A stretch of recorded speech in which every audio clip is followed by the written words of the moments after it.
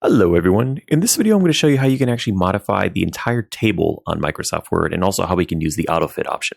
So I had another video where we went ahead and we covered how to go ahead and modify the rows and the columns, but I'm sure there's cases where you want to modify the whole table. You just want to make the whole table bigger or smaller.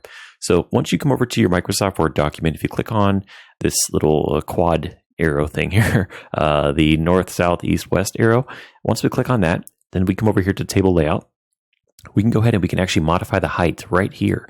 So if I go ahead and change this, you can see I modify the height for the entire table, so I'm not having to go through each row or each column and make changes to it. If I do try to change the width, it's probably going to look really crazy. So you can see it doesn't really allow you to keep the formatting if you try to change it that way. So let's do Control Z, Control Z, Control Z, and now we got back to where we were. So let's go ahead and highlight the whole table again.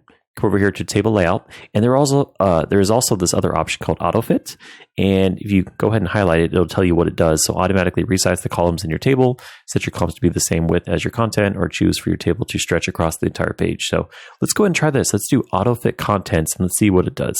If it works correctly, it should actually condense this quite a bit because we have you can see there's a little bit of wasted space here. So let's do AutoFit contents, and you can see it shifts everything over to kind of align with the content that's within the table. So you can see here, it went ahead and it condensed it a bit. And the reason it didn't do it here is because it can't really condense it anymore because the numbers are too big. So if I try to put like 22,000 right here, it would just have to skip a line because there's not enough room. So it went ahead and condensed it about as much as it could. I guess if I wanted to, I could move it over more like this. But this is kind of how it's looking after we do the AutoFit contents. And also, I think it looks a little bit better once we leave the width a little bit bigger for these two as well.